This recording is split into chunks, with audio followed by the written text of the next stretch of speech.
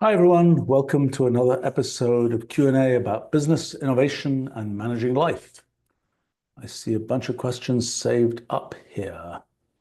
It's one I think I addressed once before from Rosen, asking, could a bot start its own company and buy itself and become its own owner? I've wondered the same thing. I think in terms of filing the paperwork, you could perfectly well have an LLC or something which is owned by an LLC, and then the second LLC owns the first LLC. But I think that object, there's still humans involved somewhere because there are incorporators of those LLCs and so on. And so I think there's still sort of a human attachment that you can connect to. So it isn't really the case that the thing can be kind of a circular ownership like that. I mean, I think in general, in law, at least in the US, there are things like, birds flying around and wild animals and so on that don't have owners as such. So one can imagine a legal framework in which things like bots just hanging out, making a living for themselves, telling jokes or whatever, could be completely autonomous. Now, I think the notion of autonomous entities like that doing things gets interesting in a sort of blockchain type world where you can have things where in the end it's sort of there are things that are getting executed, but those things are getting paid for by you can make money. For example, you could imagine a bot that made money from ads running against its jokes or whatever else, and it uses that money. It pays that money to a hosting company to support the running of the bot and so on.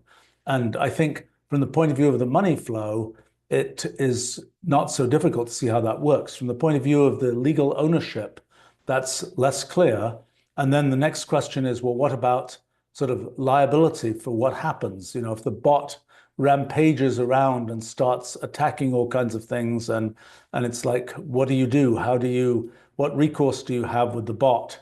I think again there are enough entanglements that it's sort of a thing where you can imagine sort of connecting people to it and operating the law as it's normally operated. I mean, an example, again, I think we've talked about this before, the DAO, Distributed Autonomous Organization, that was built on Ethereum as this is what, 6, 7, 8 years ago now, that was very proud of the fact that it is governed merely by code. There are sort of no humans pulling strings. It's purely the code of the smart contracts of the DAO specify everything that it can do, and then somebody transferred some number of millions of dollars to themselves using the code of the DAO, making the point that it was, arguably people from the outside would say it's a bug that somebody can just transfer this money to themselves. But nevertheless, what they did, I gather, just followed the code that was specified for this smart contracts of this DAO.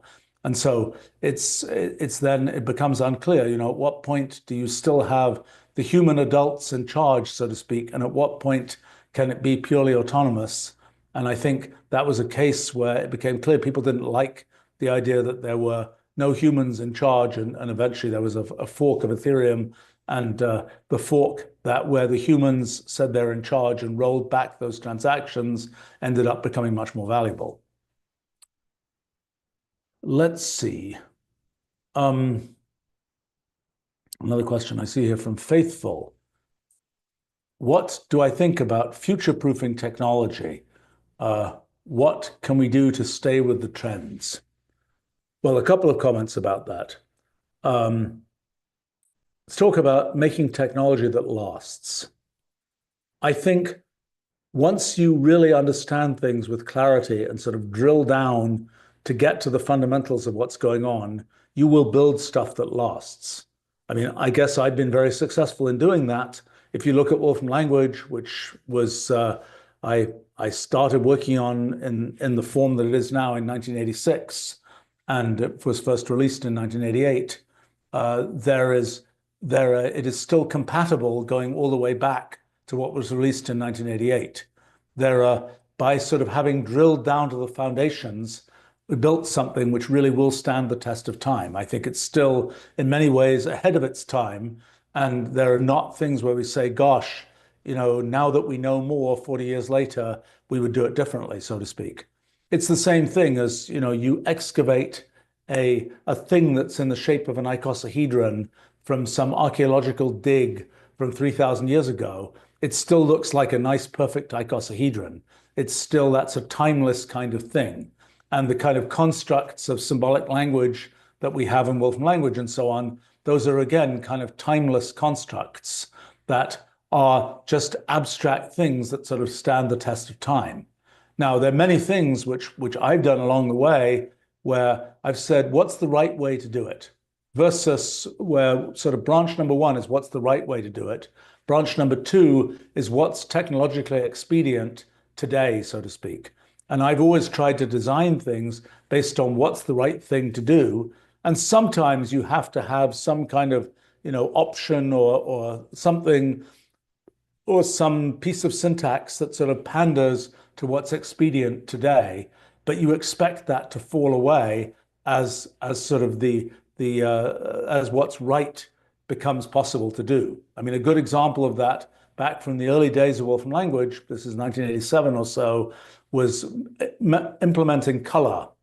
Back in those days, the idea that you could just specify a color as red, green, blue value wasn't really much of a thing. It wasn't something your typical display, your typical operating system didn't directly support that. It supported color maps where you would say, I want the following 32 colors or something. I'm going to use those in my graphics or something like that. And then you would have this color map. Maybe it was 256 colors or whatever else. You would sort of fill that map up with whatever RGB values you wanted and then just index into that map.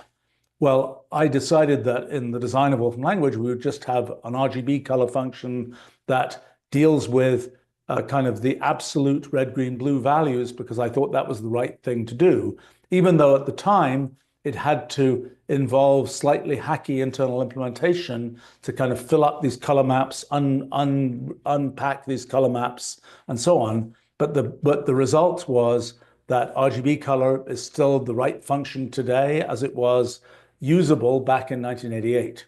So I think whenever one can sort of drill down to the foundations, build something which is abstractly the right thing, one has something which is much more future-proof. I think I have to say there are always things where understanding the kind of the history of technology, the arc of technology development, lets you kind of more effectively build things which are not going to kind of fall aside because, it was changed the way one does that, so to speak. Now, another question is, you build something, you put a lot of effort into building it. Is there a technology that comes along that just makes that whole thing you spent all this effort building obsolete? I mean, a good example of that, several examples of that have happened with various forms of machine learning and AI and so on. It's, if you're in, for example, the voice to text world, there was a lot of technology built for several decades that was in a very sort of systematic computational way, translating voice to phonemes, to sort of pre-text, to carefully constructed text and so on. And then in the last, 7, 8 years, it's become clear you can just do end-to-end training of this is the audio, now this is the text I want to get out, and make high quality voice to text transcription purely with machine learning. And that old technology for doing it kind of fell by the wayside. I think there are things where one can expect that will happen and things where one cannot expect that will happen. And I think one thing that we didn't know for a long time is sort of the things that humans find easy to do, the computations that humans find easy to do, like generating language, even doing translation from one language to another, those kinds of things. You say, draw a picture of a such and such. Well, I can't draw very well, but in principle, one could draw, people could draw those pictures or paint those pictures. These are things which are sort of human accessible. for a long time, we just didn't know how to get computers to do those sort of human accessible things. We could get computers to do more formal, structured, mathematical type things, but not those kind of human type things. And then in the last decade or so, that really got unlocked, and neural nets do a pretty good job of doing those human-like kinds of tasks. And for a long time, it was so people would sort of pick away at doing those human-like tasks, and then the dam kind of broke, and one's able to use machine learning to do those things. And so that's a case where the technology that was used, which, it was worthwhile to try and do language translation in the 1960s. It was at least somewhat useful. It got much more useful by the 1990s and so on. But the dam kind of broke, and that became a much more straightforward thing to do with the rise of machine learning in recent years. And I think there's sort of a question of what kinds of technologies, what kinds of things have the potential to be kind of overwhelmed by future technology and what do not. That's an interesting question. I think one has to look at it on sort of a case-by-case basis. I mean, another type of thing is, I think often what happens is that another technology comes in and it's somewhat rare that it just outright obsoletes the previous technology. More, it just adds a new direction to go.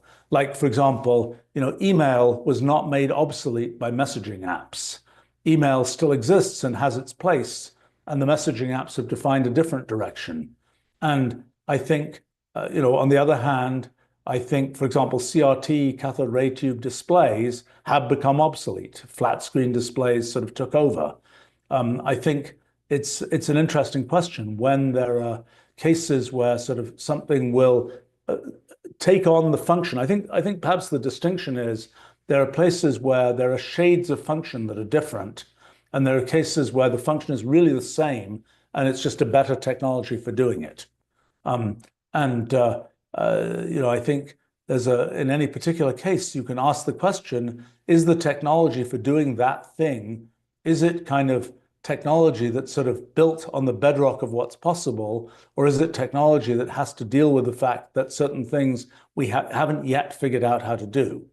I mean, I think that it was sort of not surprising that flat screen displays were possible. I mean, it took a long time to get them sort of deliverable, because if there's a single pixel wrong in your kind of display, then the display looks terrible. And getting the yield for those things up to the point where you could have a sort of a whole display with no defects took a while.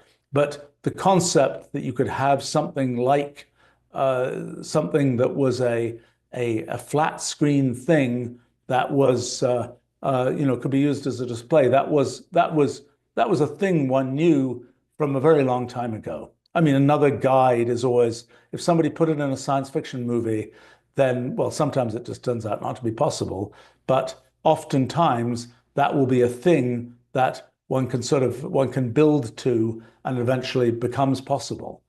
I think so that's a little bit. I think there's a question of sort of how does one stay with the trends that are going on? That's always an interesting question. How much do you lean in to particular trends that are happening, and how much do you kind of stay the course and just do what you were doing before? I have to say, my general view is that one should always kind of check out the trends. What's really going on? Make sure you really understand the trend. Sometimes you look at the trend and you say, this is kind of nonsense. I just don't believe in this trend. I'm going to ignore it. But you're doing that in a sort of principled way. And I think there are, I'll tell a story for myself back in the, what was it, must have been beginning of the 90s, very beginning of the 90s, when the web first came out. I was like, it must have been very beginning of the 90s. It was like people said, oh, there's this web thing. And I'm like, I've seen Gopher, I've seen Waze, I've seen, FTP, I've used the internet for quite a few years, actually more than a decade by that time. And it's like the web, what's special about the web? Isn't it just like Gopher and Waze and so on? And it took me probably, I don't know, a month or two before I actually realized that, what was special about the web was you could have GIFs and images and things like that. And there was a kind of a whole ecosystem that was starting to build up around the web. And that was a case where I kind of felt a bit silly because really I should have actually bothered to look at it rather than just saying, oh, it's like these other two things which had existed and which were also sort of interactive internet connectivity mechanisms, but just not as compelling as the web. So that was a case where I felt a bit silly for not having checked into it, so to speak. I would say that there are, to my mind, there are things that become popular and you look into them and you realize either there's a reason why it's popular and has nothing to do with the fact that it's actually a good idea. It's something that's become popular for some sort of socio-political, ideological reason, or it's become popular because it's being pushed by some particular company that is using that to promote itself, but it really doesn't make any sense, etc. I mean, I could list many web technologies where it's like people said, it's going to be the most amazing thing and it's going to transform everything, and it really doesn't. And when you look sort of under the hood, it's, well, there was some company that thought this was cool and they were promoting it, but didn't really make a lot of sense. But I think my general principle is whatever new thing comes along, you've got to check it out. And sometimes it takes effort to check these things out. And but for me, it's like, can I find a project where I can check out that kind of technology? Like one thing I'm about to do, people have been talking a bunch about using LLMs to do science. And I kind of made quite a study a year ago of whether an LLM could just sort of, given a sort of simulation type science question, could an LLM just sort of grind through and jump ahead of the natural world and figure out what was going to happen? And I pretty firmly concluded that that wasn't going to work, and that it also wasn't going to work to do kind of things that were very formal and very computational. The LLM didn't have a magic advantage there. What the LLM does have an advantage in is it can read 100,000 papers and kind of digest what's in there and give them back to one in a way that, for example, you can do a web search, you get a little piece of that, but this is a more digested, more kind of, it can go further in doing that. And so I'm about to do a science project where I'm going to make use of that and see how well it works. I have to say, in my life, one of the things that's always been a win is using tools, learning to use tools, and sometimes they work, sometimes they don't. I mean, back in the day, this must have been, 1976 or something like that. I found this lovely thing that you could get to online by dialing up on a dial-up computer terminal or something. You could get to this thing that was called Dialogue, and it was an aggregate of databases for doing literature searches. And you go there and you could type in keywords, and you could find all the papers, the science papers that mentioned those keywords and so on. And then at the end of the session, you get this thing that said you spent $5 or something like this. And it was a service that reference librarians used.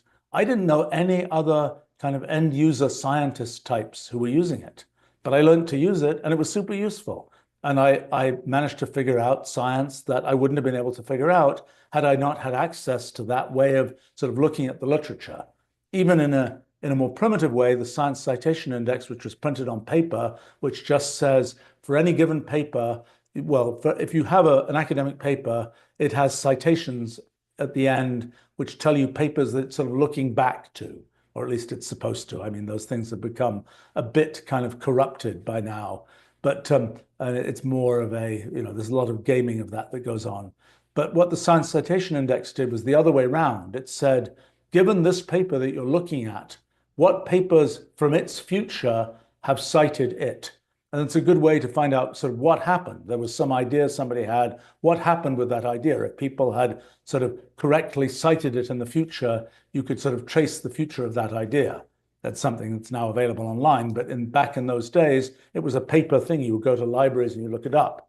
It even had a thing, it was called a permuterm index, where if you had a keyword you knew about, it would take there were books where it would take all of the titles and it would permute the words around. So if you were looking for, I don't know, Turing machine or something, but the title of the paper was kind of something that didn't have Turing machine at the beginning, you could still look for all papers that mention Turing machine just in this paper form.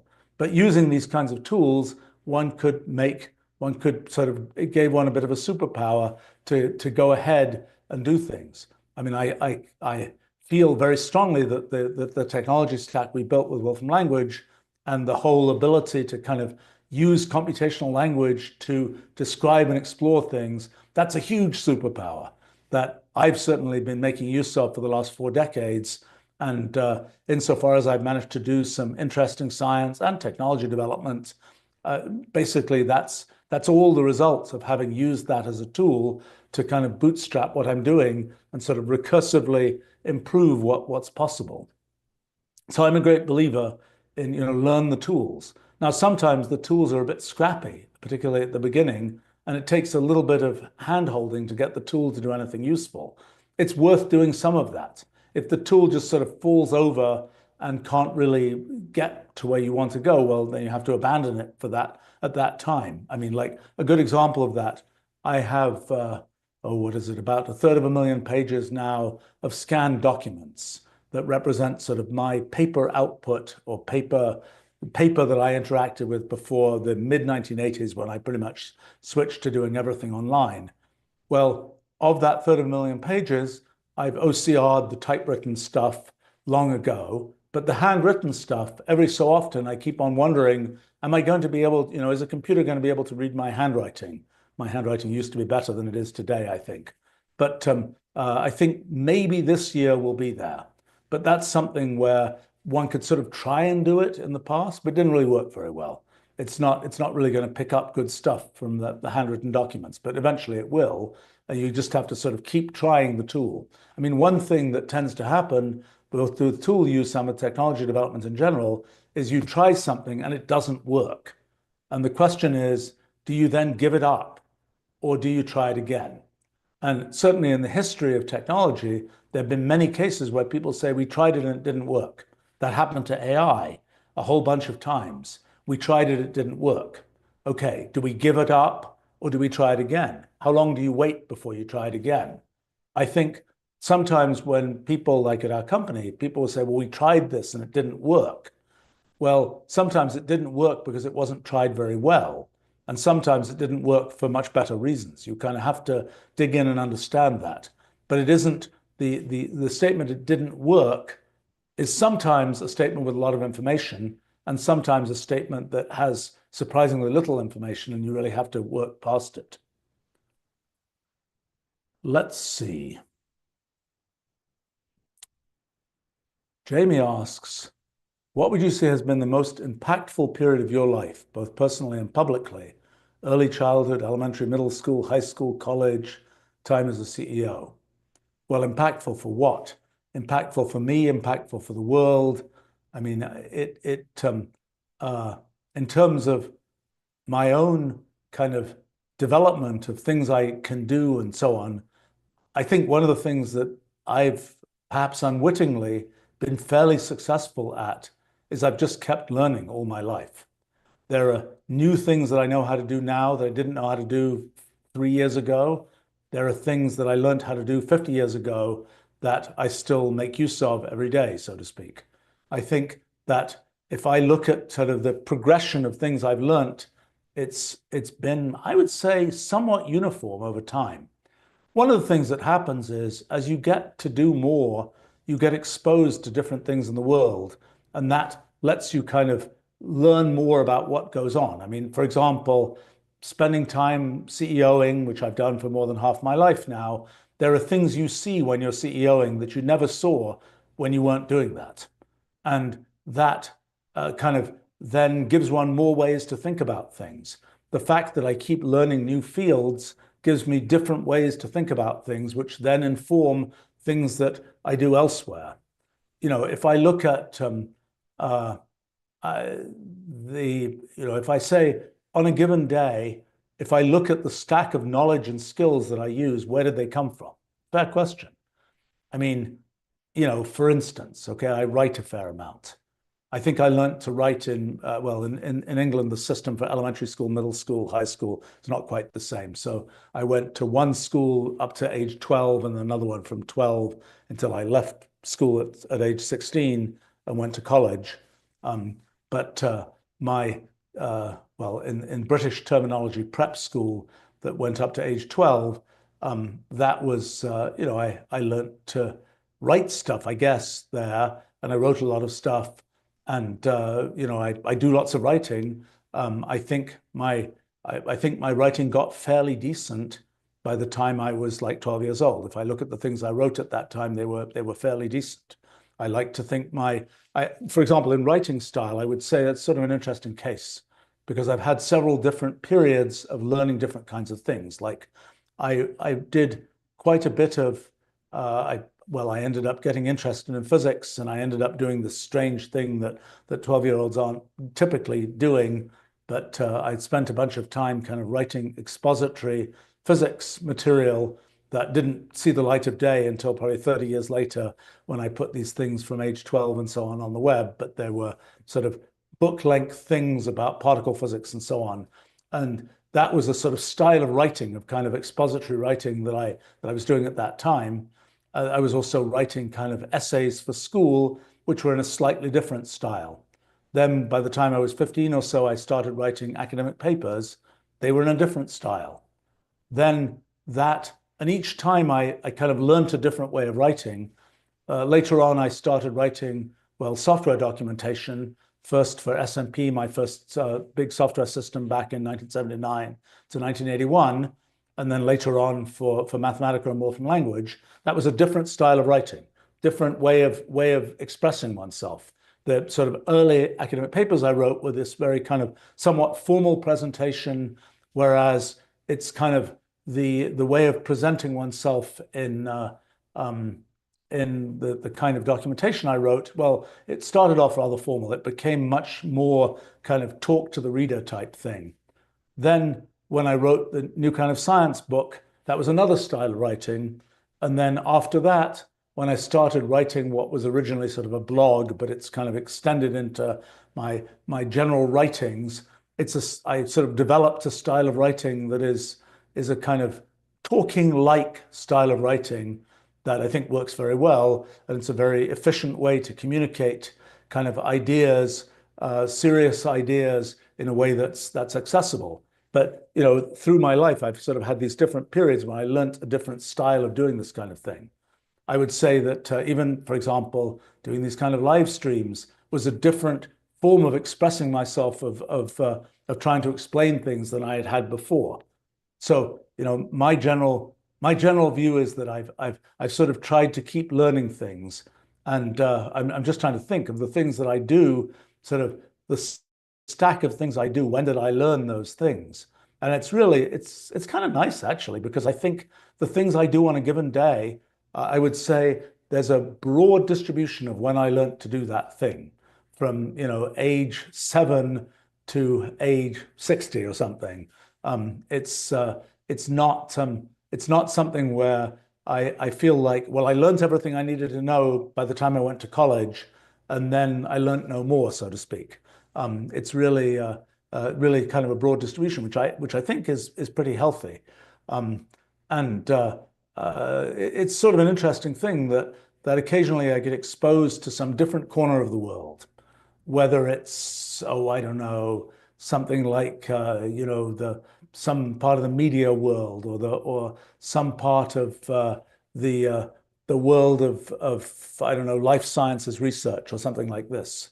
And each time I get exposed to a sort of new corner of the world, it's a different thing, and I learn a bunch of new stuff.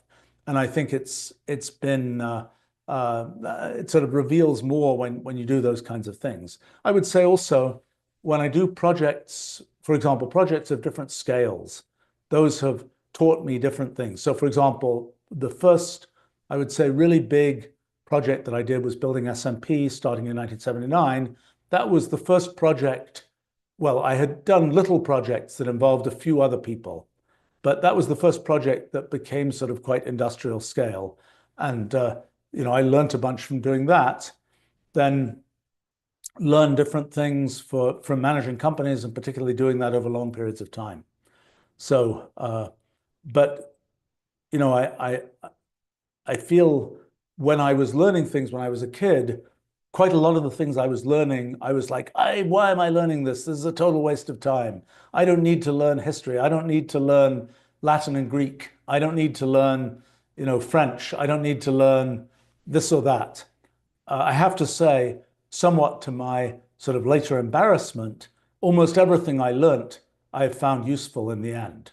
And I have a good memory, so it's what I learnt when I was a kid, I more or less still remember, and it's turned out to be useful. So my initial protestations that all this stuff was going to be useless to me turned out not to be true.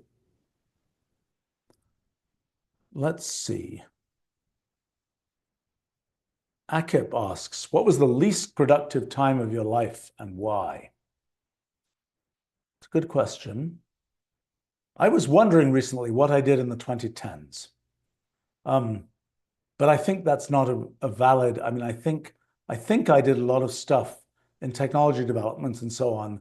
But I don't feel like I did quite as much. I'm not sure. My life has sort of alternated between doing basic science and doing technology development. I've usually had sort of a portfolio of things going on at a given time. I mean, I suppose, I've had the good fortune to not spend a lot of time doing things which didn't end up building into anything. I think that I would feel bad if I had spent a lot of time building something and then it sort of all got washed away. For example, my first big product, SMP, back 1979 to 1981, in the end, that product, well, maybe there's still people using it. I doubt it at this point. But that product, I learnt a huge amount from building it, and it was the intellectual foundation that allowed me to build what's now Wolfram Language. I kind of made many of the mistakes on SMP that I didn't make with Wolfram Language. It also was the first company I had really launched, and I learned a lot from that. It was the first thing, it got me really plugged into the computer industry, which I hadn't been before that. I mean, it wasn't, in the end, that was sort of a building block for much of what I've done, even though the actual details of the C code or something within SMP are sort of washed away. So I think that was okay, there are a couple of projects I've done. I've done very few projects that I didn't sort of drive to completion. I'll tell you one project I did that I didn't finish and that I decided this was in, when was this? Must have been 1984-ish time frame. I was mostly doing basic science and was working at the Institute for Advanced Study working on kind of foundational science, but I sort of thought, oh, I'm going to do some technology hobby stuff. And I thought, what would I find useful? I was writing a bunch of C code and so on at the time. I thought a C interpreter is something that would find useful. Usually with C code, it's just you write the code, you compile it, then you run it. It's not something where you can step through at least at the time, it wasn't something where you could sort of step through the lines and execute it in a line at a time type way. So I thought, let me build this thing. It will be a useful kind of thing for me to develop code with, etc. So I hired some people and started developing this, and I got into it. And eventually I was like, I'm just really bored doing this. And I don't think it's necessarily the right technology direction to go. Actually, one of the people who was an intern in that project ended up starting a company that became quite successful that was based on that idea, kind of a development environment type thing. But, for myself, that was the thing where I spent a bit of time on it, not very long, and just sort of said, this is not a good idea, I'm stopping doing it. But that's a pretty rare thing for me, and I can't think of too many other examples in more recent times. I can think of projects where I imagined the project, but we didn't get very far with it. For example, I imagined various things that were sort of I would say, pre-LinkedIn kinds of things back at the beginning of the 90s that I didn't build because I was actually in the middle of working on a big science project at the time. I'm sort of glad I didn't build them because it's not my kind of thing, really. But I didn't spend a lot of time on them. So I would say that another type of area where I've spent time is back in the 80s, particularly. I did quite a bit of consulting for technology companies, mostly technology strategy kinds of things. These days, I advise a bunch of companies. It's a little different. But back in those days, I would spend actual time and go hang out at some company and do things. And some of the time I would suggest things and they just wouldn't follow my suggestions. Sometimes they would come back later and say, "Drat, we should have followed those suggestions. That would have been a big win for us, but we didn't." And at some of those things, I would say you might think, "Oh, that was a big waste of time," but actually, very few of them turned out to be a waste of time in the end, because whether the companies made use of them or not, I learned a lot by just being forced to think about things that were outside the path that I would otherwise normally think about. And in fact, for example, a good example of this, I was consulting for a company called Thinking Machines Corporation. This is probably 1984, 1985 type time frame. Thinking Machines was building this massively parallel computer, lots of kind of business issues, which I made lots of fusses about when I was there. It didn't end well in the end. But one of the questions was, what can you use this massively parallel computer for? Well, I thought, what are some things people are using supercomputers for? Well, one of them is for doing fluid dynamics, doing those kinds of simulation computations. From the science that I'd done, I kind of invented this method for doing fluid dynamics on a massively parallel computer using cellular automata and so on, and invented this whole science idea that has gotten quite a bit of legs in the kind of world of actually doing fluid mechanics. But more importantly for me, is sort of a foundational idea that let me get a new kind of intuition, which in the end has been one of the building blocks of our physics project. And that came out of the fact that I was trying to figure out what could people do with this $1 million massively parallel computer where each individual processor couldn't do very much, which was a consulting project. Actually, at the same time, I worked on quantum computers this is probably beginning of the 1980s, as also kind of what interesting thing could one do with sort of computer architecture? Well, you could make it quantum type thing. I wasn't optimistic about how that would work out, but it was another thing that kind of was something driver from that outside, essentially consulting involvement that also came from a different source that I'd been working with Dick Feynman, who was also a consultant to that company, Thinking Machines Corporation, and on quantum computers. I'm getting a reminder from my team here that in the 2010s, one of the things I did was to travel extensively, and I'm getting a reminder from somebody in my team who traveled a bunch with me at that time. Yeah, now that's an interesting question. I mean, I did sort of go and do a bunch of traveling, conferences, talks, all this kind of thing. Was that productive? I don't know. Sometimes I think, was it really worth going to do this talk in this place and so on? And then somebody will come up to me and say, I was at that talk you gave 40 years ago, and I got the following things from it. And I say to myself, yeah, maybe these talks are worth doing. You're spreading, you're planting seeds there. And it's so hard to tell. I mean, for example, I did go to a fair number of business conferences where I eventually decided, I'm just not getting enough from this. It was sort of interesting, but I was meeting the same people, and I run a company, so it's like meeting people and making deals and things like that is something one has to be aware of. But it's kind of like I look at the trip report, and I'm pretty meticulous when I go to some event. I'll try and sit down the day of the event and write this sort of trip report for myself, because I have a decent memory, but I don't remember everything. And it's really useful for me to be able to go back 5, 10 years later and say, what did I discuss with that person when I met them at this place? But then I was going back and looking at trip reports from conferences I'd gone to. I said, well, what happened? We're 2 years later. What happened with these people I met where it was like, yes, there's an interesting opportunity here. And a lot of the time it was like nothing really happened. So I kind of throttled back on that. And then I started our physics project, and then a pandemic happened, and sort of those two things changed my world, at least in terms of traveling and so on. Let's see, there's a question here.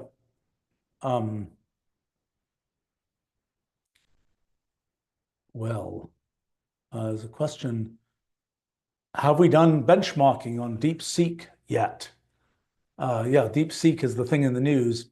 We have an LLM benchmarking website that we built based on our LLM technology within Wolfram Language, and also based on the fact that we have a really great set of tests based on writing Wolfram Language code, particularly from kind of prompts, you could call them, from a book that I wrote about Wolfram Language, where the first edition came out in 2016. Oh, that was something I was doing in the 2010s, though it didn't take me very long, that particular thing.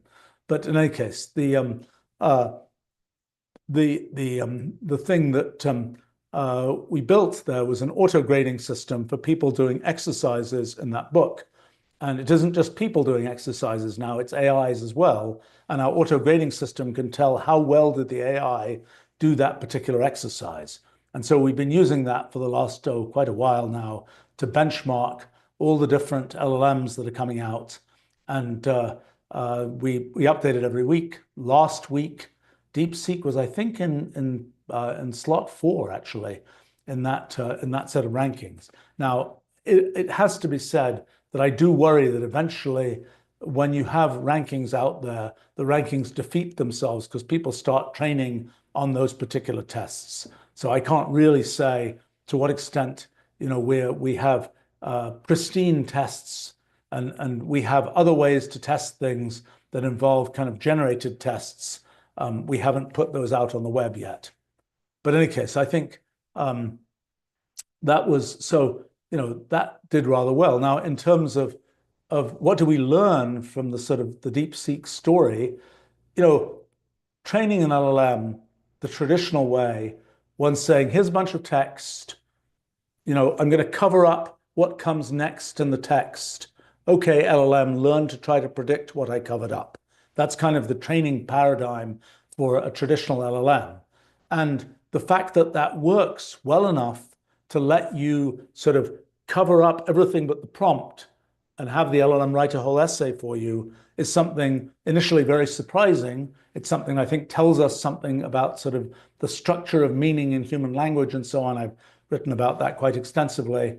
But the kind of approach that DeepSeek is more emphasizing, and by the way, it was an approach that was critical to make ChatGPT work, is reinforcement learning on top of that kind of hide what's coming and predict the future. Reinforcement learning is more take the whole output and say, is it good or bad? And feed back the result of knowing whether the whole output is good or bad into the neural net that you're training. So in the case of ChatGPT, what was done was RLHF, reinforcement learning with human feedback. It wasn't quite just the proto-ChatGPT was generating a bunch of output and humans were saying yes or no. It was more that humans were doing that and a model was being trained based on what the humans did, and that model could then be used to rate sort of automated output from the proto-ChatGPT. Well,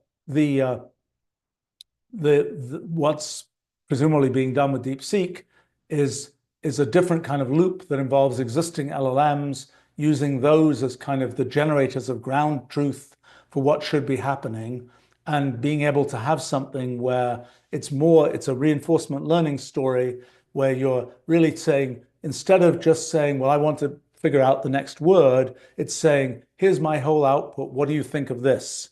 Feed back the result of that into the kind of the training of the neural net for the system.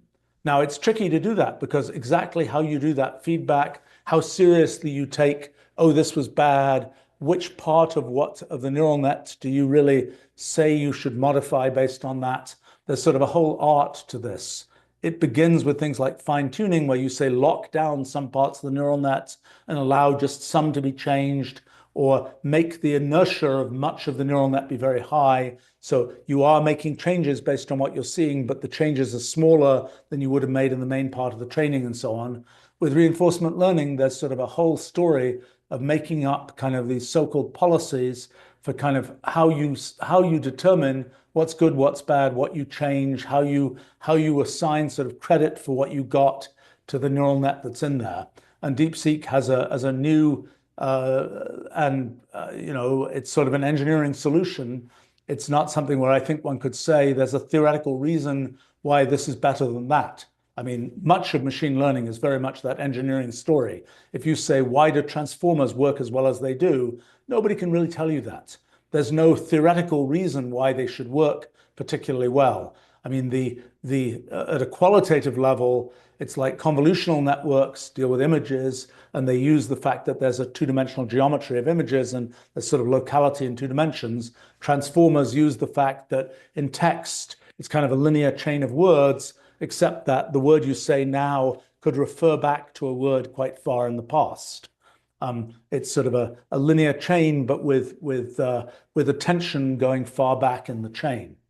But so it's not a very theoretically based. I mean, machine learning doesn't tend to be a very theoretically based area. It's just like we did this engineering and it works. Now, why does it work?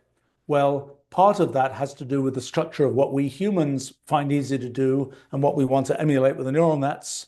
Part of it has to do with the structure of the knowledge that us humans have produced, the structure of the language us humans have made, and so on. These are probably all things that are related to the kind of neural architecture of us humans, which we are at some qualitative level emulating in the neural nets that we build in AI systems. I think one of the things that we're learning is that the details of the architecture of the neural net don't matter that much. And the fact that, in our brains, we have neurons with axons and dendrites and being fed with glucose and with, glial cells helping them and all this kind of thing. All of that, and we have little spines that twitch in our dendrites and things that grow and things that don't grow and all that kind of detail, it probably doesn't matter that much at an informational level. In the same way that if you have a computer and it has a CPU and it has one instruction set versus another instruction set, it doesn't really matter whether you're running an Intel instruction set or an ARM instruction set when you're ultimately just doing things on your computer.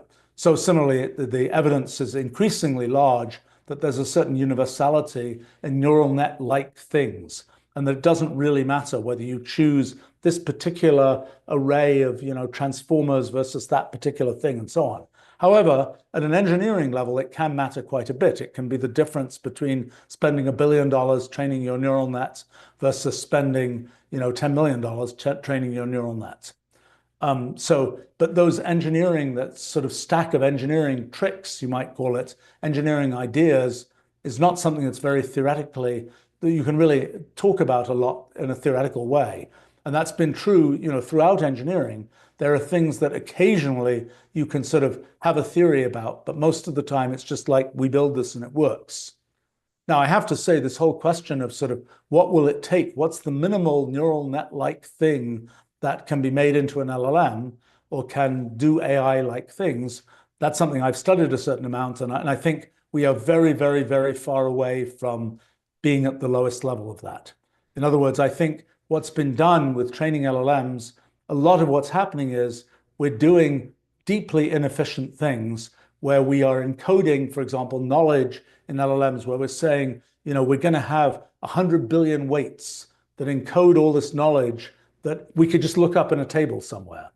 And, back from the very beginnings of ChatGPT, we started talking about using Wolfram Language and Wolfram Alpha as kind of the neural implant, the superpower for LLMs, where the LLM has kind of formulated its question, and then you use this tool to just go off and answer it, rather than having the LLM trying to do the math itself, do the chemistry itself, do the lookup of knowledge about geography itself. An LLM is very bad at doing that, just as humans aren't that great at doing those kinds of things just in their brains. Humans use tools. That's why we have a business, selling Wolfram Language to people, is because humans use those tools because they need that to be able to do those kinds of functions. And so the sort of the ultimate picture is something where you use an LLM to provide kind of linguistic user interface, to do the kind of natural language, common sense, kind of mushy, soft kind of interface to us humans that interfaces well to our soft kind of brain-like functions. And then you delegate to our computational language, you delegate to computation and computational knowledge the actual sort of hard computation, and figuring out how to interleave sort of the soft linguistic interface with kind of the hard, now let's compute. That's been a challenge. What happens in current LLMs is you kind of get to the point where the LLM says, well, I can formulate a tool call. I'm going to write a bunch of text and put out a bunch of tokens that mean now call a tool. Then you go off and call the tool returns a bunch of data in natural language or Markdown or JSON or something. And that is then read by the LLM as if the LLM had said it itself, so to speak. It's kind of like, imagine a person with a neural implant where they don't really know whether the memory they just got came from their own brain or from that neural implant feeding it in. That's the situation that an LLM is in when it uses, for example, our tools as part of its sort of chain of generating output. And I mean, what we're doing really is computation augmented generation. Kind of an alternative, another approach is retrieval augmented generation, RAGs, where you're saying, let's take a fixed piece of text, let's chop it up in little pieces so that the LLM, so that you can feed in the relevant snippets to the LLM to say, by the way, you might be interested in this, by the way, you might be interested in that. In the Wolfram Notebook Assistant that we released a little while ago, that helps people write Wolfram language code and formulate their ideas computationally, a lot of the technology of that is based on RAG-like things, where we're saying, okay, here's your query, you're asking about this. Okay, we can go look up snippets that are relevant to that. So then we feed those to the LLM saying, by the way, here are some things you might be interested in. And then the LLM is off to a much better start in seeing what it can do. It's yet more powerful, and we use that a bunch in the Notebook Assistant to be able to do computation augmented generation as well, where rather than just running against a fixed kind of corpus, you're running against actual live computation, which is what we can provide with Wolfram Language. It was very convenient at the beginning that Wolfram Alpha has a natural language interface. And so the LLM is generating natural language, which Wolfram Alpha can immediately understand. The LLM is also quite good these days at generating Wolfram language code. It's a complicated thing where we're sort of having a harness where we're cleaning up the code it writes, where we're telling it, by the way, this isn't right, read the documentation, and it goes through a loop to try and be able to do that. But this is kind of the approach where with an LLM right now, you're kind of calling a tool as part of the progress of the LLM. And that's a powerful thing to do. But I think the ultimate story is that the part that is pure LLMery becomes much thinner. And one is much more deeply interleaving kind of the computational knowledge with kind of the LLM operation. And I think, we don't see quite how to do that yet, but DeepSeek is kind of showing us that the things one needs to do to make sort of an LLM are thinner than we might have expected. Now, the other thing that happens with DeepSeek is this chain of reasoning concept, where you're kind of saying, rather than you kind of, in an LLM, it's kind of like you're just spewing out text. It feels like it's very unplanned. Well, in the kind of chain of reasoning, chain of thought kind of approach, what is typically happening there is that the LLM will produce for itself a plan. I'm going to try and do this, then that, then that. If this doesn't work, I'll do that. It builds up this kind of often tree of possible things to do, and then it goes and executes on the plan. Now, current technology, the executing on that plan, the plan is pretty much predefined. And you can see in the kind of chain of reasoning of DeepSeek, for example, you can see it say, well, I'm going to try this. Oops, that didn't work. Let me now try that. It already had that plan. It wasn't making up that plan on the fly based on the things it saw happening. But I think the thing that's coming is being able to insert, for example, our computational language in the middle of that, so that when it tries a branch, it can then try that with our computational language and then know, and then invent a new branch to try. Now, in general, when you have this kind of chain of reasoning, you're expecting that the final answer you get is the result of many steps. So one of the things that can go wrong is if one step builds on another, builds on another, builds on another, which is something that's happening in chain of reasoning much more than happens in an essay. If you're writing an essay and you write something and you have a sentence that's kind of wonky, you can recover very easily by having another sentence that is not so wonky afterwards. And nobody's going to, the essay is not going to sort of fall apart. On the other hand, if you have something where you're sort of building a tower of reasoning, and one of the bricks in your tower is made of mud, then the unbaked mud, then then the tower is liable to topple over. And so it becomes much more important when you build this kind of chain of reasoning, becomes much more important to make sure that every link in the chain is something solid. And that's a place where our technology and computational language is really, really critical to being able to make those solid bricks, so to speak, to make something that is precise and computational, where you know that when you build on top of it, you're building on something solid, and your tower is not going to fall over. So something that, well, we're experimenting with is really forcing a chain of reasoning model to have solidified itself as a computational language thing before it goes on to the next step. And we're in the interesting position of having sort of the unique computational language that really describes the world computationally. I mean, we're not just a programming language where you're describing things inside a computer. We're dealing with things where we can describe cities and foods and all this kind of thing. We have a computational representation of those things that allows one to sort of do this kind of solid building up of computational things. You know, I think, let's see. So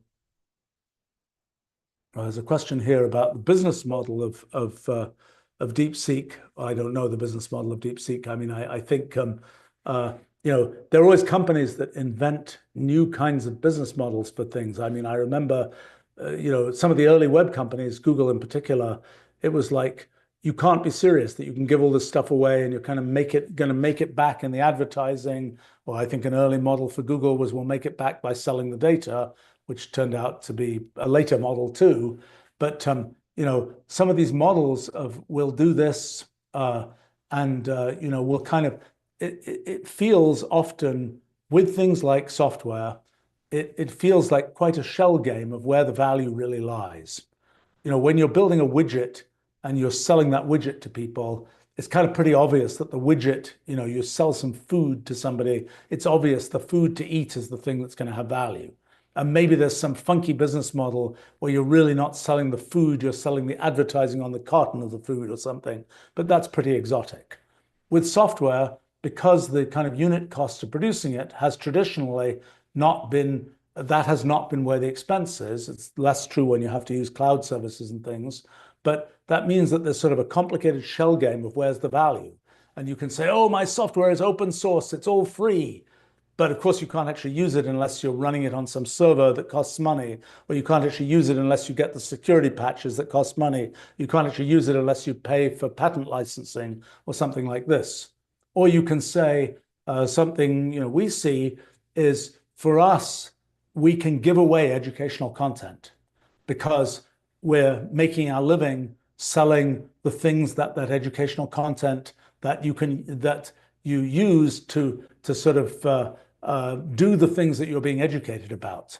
Whereas to somebody who is in the education business as such, the educational content is where you make the money. I mean, I remember back in the day, we were dealing with textbook publishers and they were, you know, we sell software to universities and places like that.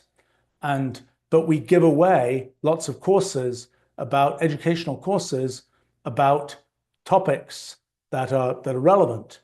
and topics not just about sort of how to use our software, but just, here's signal processing. Here's what you should learn signal processing. And, we're leveraging our technology, and that makes sense for us because we're teaching people about signal processing using our technology stack, and we hope and expect that they'll find that useful and go on using our technology when they go on doing things with signal processing, let's say.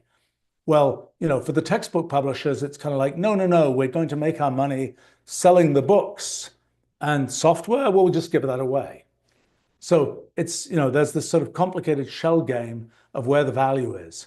And I think in the case of LLMs, I don't think we yet know where that's going to land.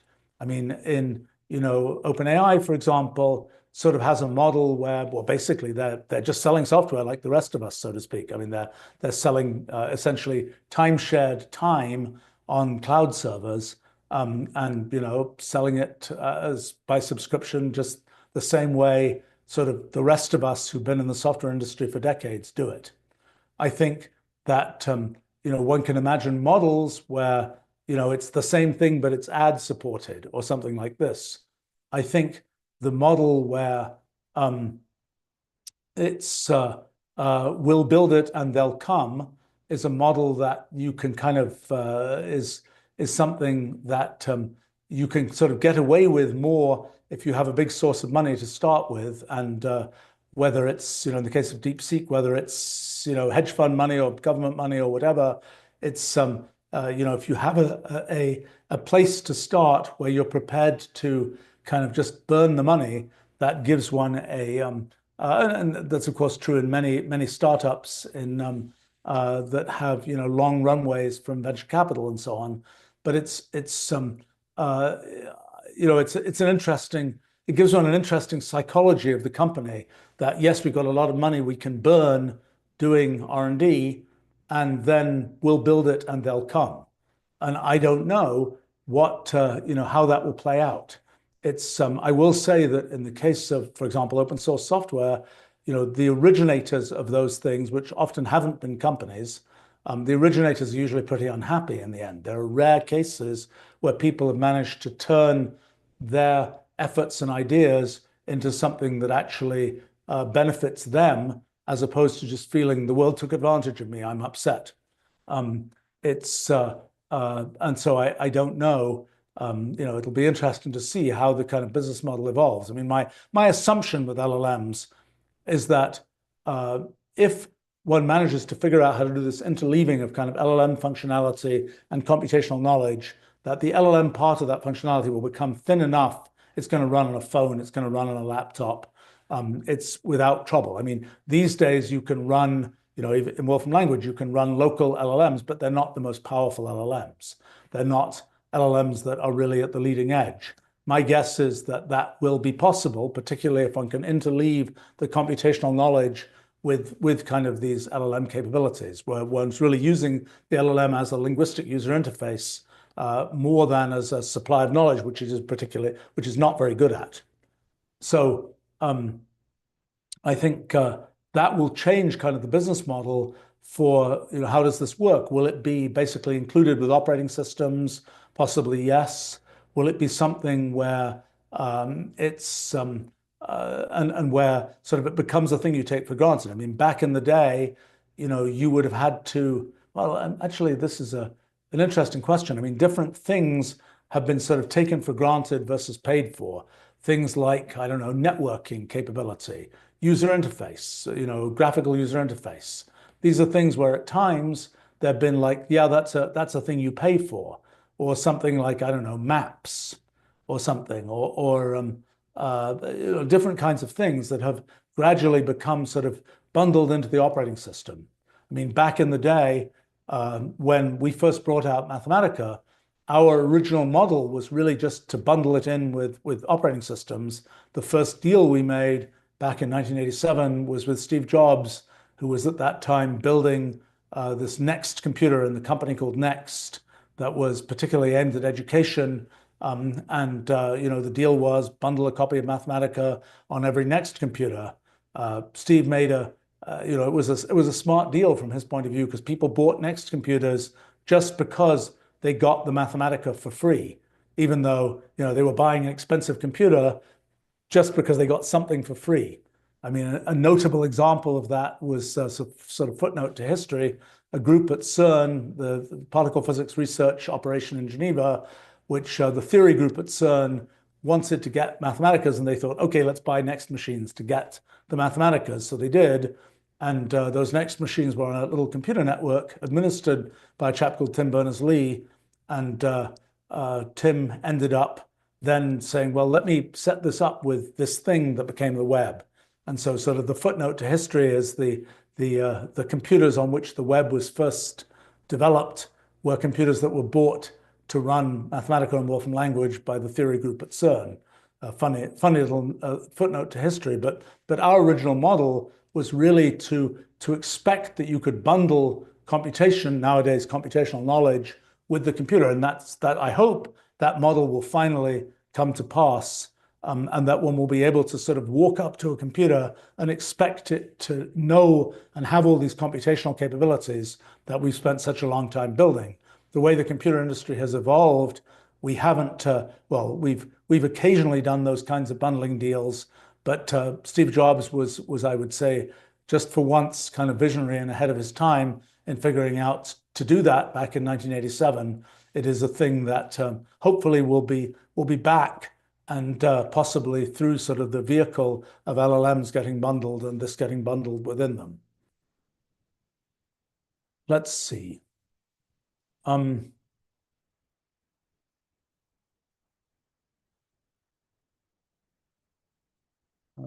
see.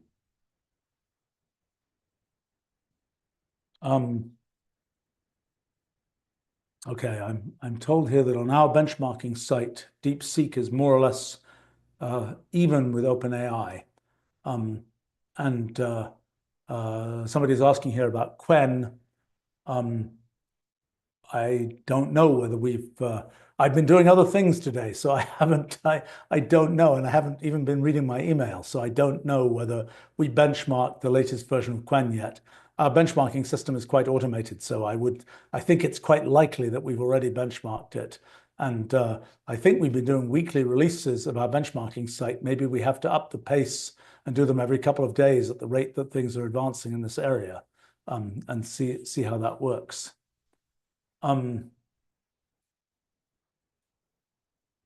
Let's see, there's a fun question here from WW. If you discovered in the future that an AI system was speaking in an evolved phonetic Wolfram language based on symbolic version, how would you infer about the way that system was likely trained? It's kind of like if we find life on Enceladus or something, and the life has DNA and RNA. Do we conclude that the DNA and RNA evolved separately or was separately produced on that moon of Saturn or whatever? Or do we conclude that there was a common origin of that life and life on Earth? I think in that case, we conclude with overwhelming probability that it was a common origin. And I think the same will be true if the LLM of the future is speaking Wolfram language, then it came from Wolfram language. It didn't independently invent it.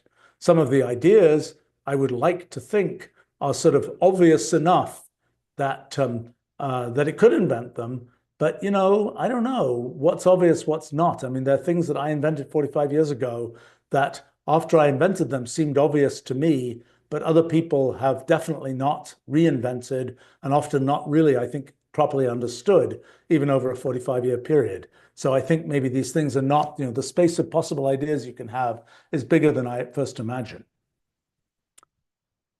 Let's see.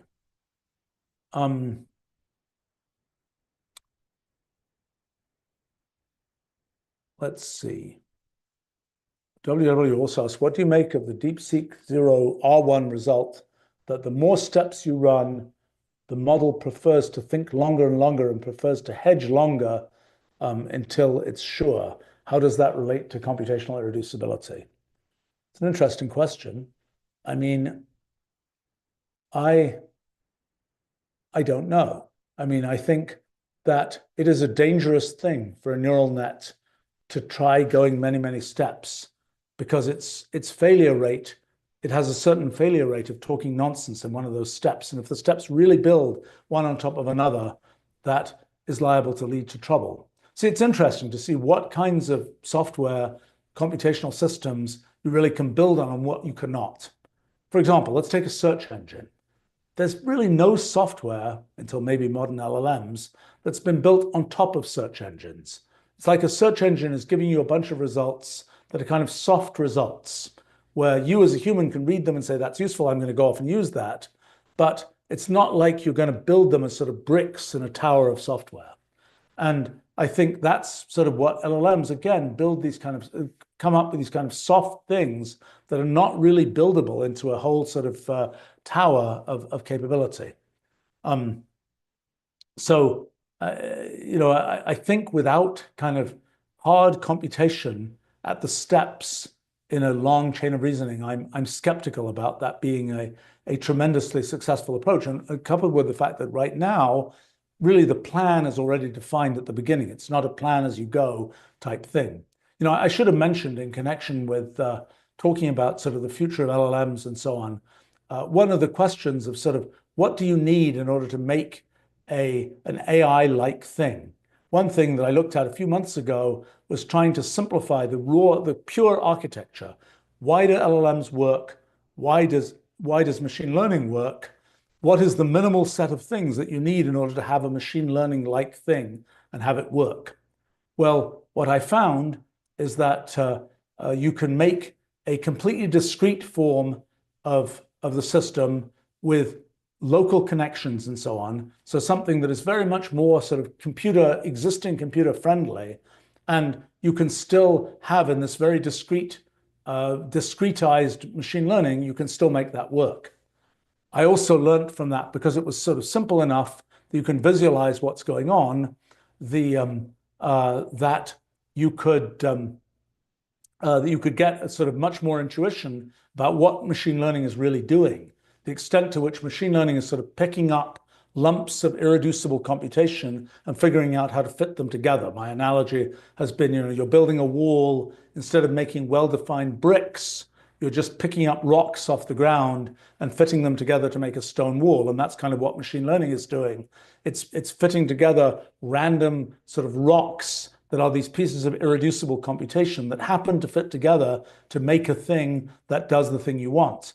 If you try and build that stone wall up really, really high, it's going to start mattering that those rocks didn't fit in perfectly at the bottom of the wall, and you're going to run into trouble. But if you go only a certain distance, you don't have that issue. Now, I will say that if you're sort of betting on different kinds of hardware configurations and so on, it was very interesting to me that it's possible to do this very discrete machine learning. It means that a lot of the technology stack of the current technology stack for kind of that has been being built out for machine learning probably doesn't need to work that way. It's something that right when I was doing this a couple of months ago, I would say that there was quite a lot of interest in the machine learning hardware world, because it really is a very different way to think about things. It really changes the playing field of what kind of technology it's valuable to have built out. If it turns out that you can just use this purely discrete sort of logic for doing machine learning. So that's sort of an interesting direction, which hasn't been developed much yet. I don't know, I've been pursuing some other things, so I haven't personally been working on it. It's kind of, we're sort of waiting for some hardware partners to kind of start the engines of really developing that. But I think from a scientific point of view, it's pretty interesting. And from a sort of future technology point of view, it also is potentially really interesting. Let's see. The Qwen comments, is it time to reframe the principle of computational equivalence for LLM computing? It seems to be lost on this era of computing folk. Deep ideas are always hard to plant. I do think that the principle of computational equivalence, this idea that above some very low level of sophistication of the underlying rules for a system, the computations the system can do tend to be of equivalent sophistication. That idea, which is a very foundational idea for a lot of science that I've done, a lot of thinking that I've done, that idea is also a foundational idea when it comes to it doesn't really matter whether you're using this discretized system or a neural net with all kinds of real number weights, et cetera, et cetera, et cetera. None of that matters. Computation is a more robust phenomenon than all of those things. That's sort of what the principle of computational equivalence is telling one. It's something where it just doesn't matter what's underneath. It's still computation in the end. And yes, that's a thing that is important to understand in the world of LLMs. Perhaps it kind of more obvious in the case of microprocessors with different instruction sets and so on. It's, again, a thing that's worth understanding when it comes to people's efforts to make quantum computers, which in reality, I think is mostly computers that use physics other than semiconductors and electronics. It's like, yes, you can make a thing that does computation out of atoms in some trap or out of some kind of photon-based optical thing or whatever. All of these things, the principle of computational equivalence tells one that they can make computation, and they do. And that's something that, again, happens in the world of neural nets. Exactly what kinds of computations are efficiently done by what precise kinds of architectures, that's an issue sort of beyond the scope of the principle of computational equivalence on its own. Most of the time, there isn't much difference, but there could be an engineering difference, which could be a factor of 100, and that can be important in practice. Let's see.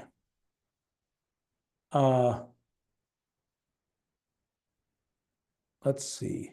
Ethan is asking about building agentic applications. What autonomous agent kinds of things are coming in Wolfram Language? Well, we've got a whole bunch that we're working on. We have all these LLM functions, which are kind of symbolic functions where the work inside is done by an LLM. We also have, we're working on an LLM graph where, a little bit like this kind of chain of reasoning kind of thing, you have sort of a graph of what can happen. I think the place where it gets interesting is where you're sort of interleaving what amount to programming constructs and what amount to LLM constructs. You can already do that. You've been able to do that for a year and a half with LLM function and things around LLM function. The thing I don't really know, I mean, I know we've built a lot of internal software using LLM functions to do all kinds of things. The question I don't know the answer to is kind of how many layers deep are those LLM functions? That is, to what extent are we building a tower from one LLM function? We're sort of taking the output from that, using it in another one, using it in another one. And how well does that work? Or is it the case that what we really need to do is to kind of have the LLM function sort of flap around, but try and get to dry land of actually running a piece of computational language code that then is something solid that we can then build on? I'm not sure. But yes, this is an active area for us.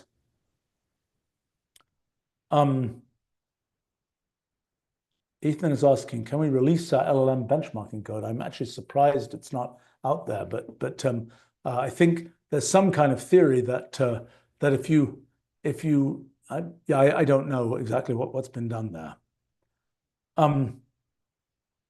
Lolly asks, can we say that the Turing test is still relevant, or is that insufficient to characterize artificial intelligence? It depends what you want from your AI. I mean, can you talk to your AI and have it seem kind of human? I think we're kind of there now.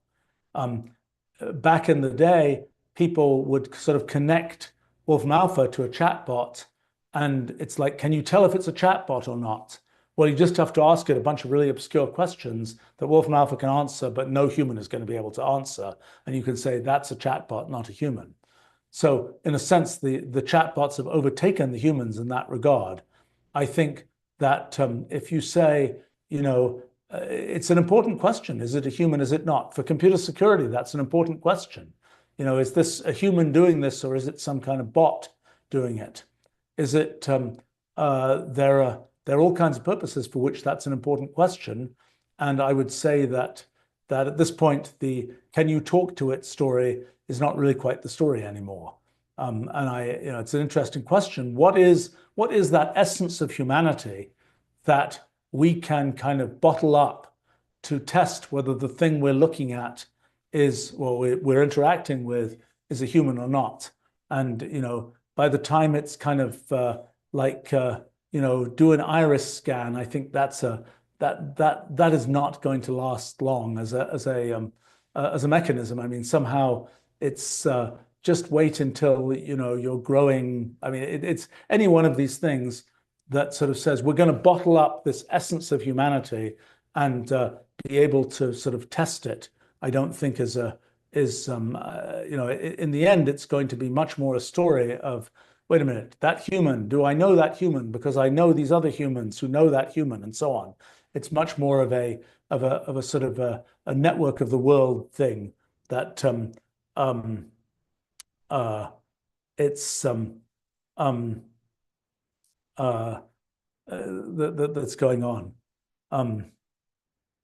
Philip is commenting about the irony of OpenAI talking about DeepSeek using their IP. It's a whole, it's a funny thing in the world. What's really for the world? What's really something that makes sense to kind of sort of narrowly protect?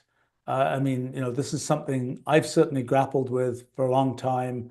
There are things we sort of put out in the world. There are things we try to sort of protect. There are things where we put them out in the world, but nobody cares. And so we might as well protect them because we're not losing it. Nobody's losing anything through that happening. But yet we can kind of justify a kind of commercial ecosystem that allows us to go on building interesting things.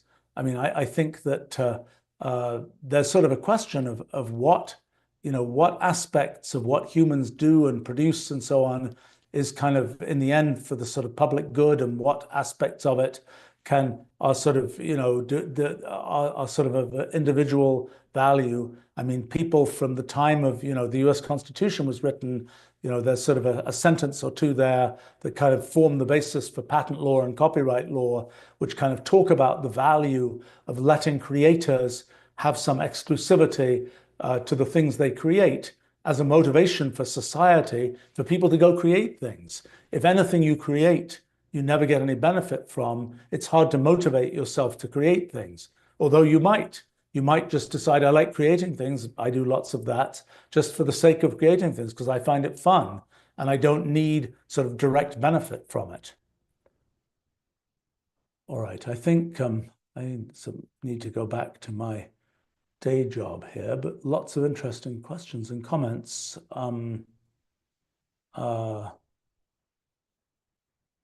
Let's see.